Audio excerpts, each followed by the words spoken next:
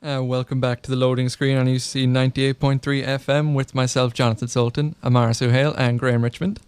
And we're going to talk about some releases. Well, mostly just release dates. Well, actually, before we talk about releases, there's one thing I didn't get to say a while ago vis-a-vis reviews.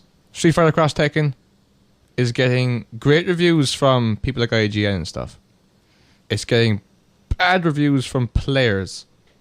But most of those players are saying it's bad purely because of the fact that Capcom are taking the complete mick with this DLC. Yeah, there's so much DLC. There's 10 characters? 12 characters that you have to get DLC for, which is insane. It's going to end up costing a lot of money, and I'm going to wait for Tekken Cross Street Fighter anyway, rather than get this one.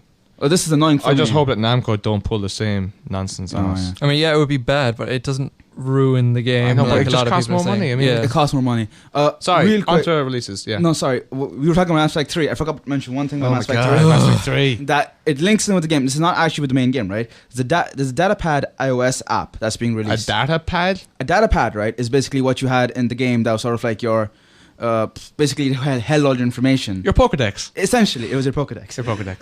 Is it called Dexter? No. It is now. It's called an iOS app, right? And basically, it's an iOS app, and it's out now. And you get updates from your characters in the game. You get news from the Alliance News Network, which is the actual network in the game, about how the war is going and stuff. Wait, news from the game? Your game? You're specifically your game? Specifically your game. So how the war is going on the different fronts you're fighting. So... It's actually okay. It seems pretty cool. Yeah, you get codex entries, so all the different types of enemies and stuff. Yeah. You can deploy troops to different areas. To your actual game. Yeah.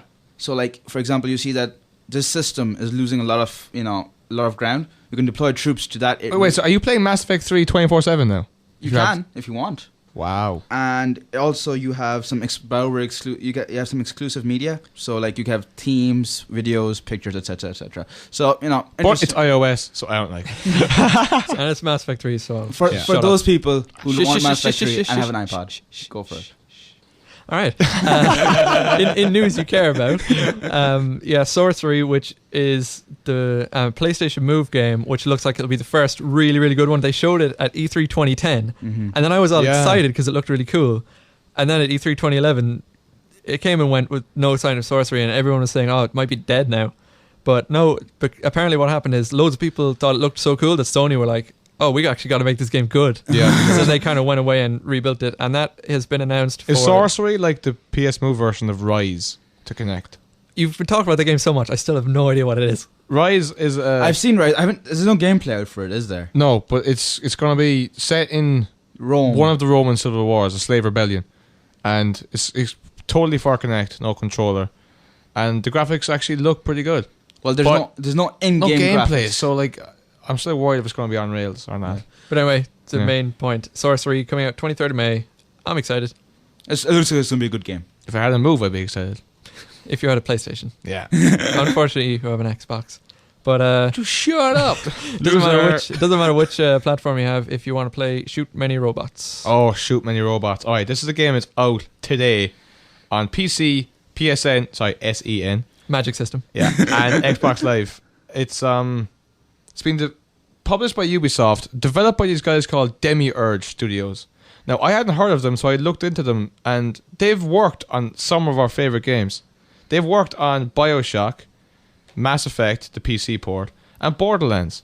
They assisted development on all these different projects. This is their first ever original title. Shoot Many Robots. This is the only game. This is the only game they've done on their own. Yeah. Okay. Shoot Many Robots is their first game. It's 17s because it's got strong language, sexual themes, and a lot of alcohol talk. I mean, the game. Okay, the guys who made Borderlands. Think of Borderlands, and you pretty much make it a side scroller, and that's what this game is.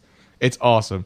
It's a sci-fi post-apocalyptic comedy action shooter, and it's like you can customize your classes to the extent where you've got items like beer and equipment like jetpacks, and there are statistics apart from accuracy and power and speed and stuff. There's also boom, whatever that is. Another stat is sizzle, and another stat is awesome. So there are guns that give you plus 20 awesome. I don't need it. I don't even need it. from watching gameplay. Oh yeah, I noticed that is fashion.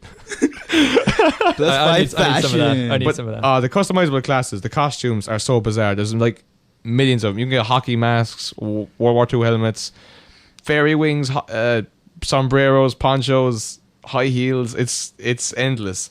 That's a crazy outfit. It's just good fun. There's Oh, yeah. guns and bullets out the wazoo. There's explosions all over the shop. The robots are actually quite creative. The robots, many of which you have to shoot. Games called Shoot Many Robots. They're pretty cool looking and pretty funny. And the music's really good. It's sort of country-ish, but not. It's like country rock, you'd call it. But yeah, it's actually quite good. Another thing, Devil May Cry. Devil May Cry HD collection is coming out on the 3rd of April, which is all 3 Devil May Cry games in HD. I know people will be excited for that. And something that, Great series, by the if way. I had a Wii, I would be excited for this game. If you had a Poke Wii. Park 2, Wonders Beyond. So yeah, Poke Park 1, Pikachu's Adventure, was a huge success. And with the expansion to the 5th generation of Black and White Pokemon, they've now released Poke Park 2, Wonders Beyond, which is apparently better. I mean, like, it's... How do I describe the gameplay in this game? There's mini games, there's adventure, but all the themes are like for like 5-year-olds and up. There's cake is part of your mission at one stage, and they're like, I think Gabe Newell had a hand in designing this one. oh, Gabe Newell. But yeah, it's coming out on the March 23rd, and I'm probably gonna see if I can play it because I really enjoyed Poke Park Pikachu's Adventure. It was like being 5 again because you see all of the Pokemon. It's only the small ones that you see. Nice. Oh, And yeah. Mew is in it. All the and- cute Pokemon. Yeah, all the cute. And like they haven't gone and sort of emphasized, oh look, we've new Pokemon. Like they have the originals. Charmander is there, Squirtle is there, Bulbasaur, Pikachu. They're all there. So no matter what stage you came into Pokemon, if you're my age or younger or even older, for God's sake, you know this is going to be just fun if you have the luxury of getting it. Cool. And now, Sai again. Amara's going to tell us about something. Well, this is a game I've been looking forward to. These guys haven't. It's called Ultimate Ninja Storm Generations. It's a Naruto game, which for those of you who know- Naruto, I actually don't. I think this could be good. I probably won't play it because I haven't played any of the Ultimate. you aren't into the anime world, Yeah. so to speak. This is based on an anime game. It's a fighting game, 3D. It's coming out on the 30th of March. I think it's going to be a good game. It's getting good reviews so far. Yeah. So if you like fighting games that are, not too hard, or if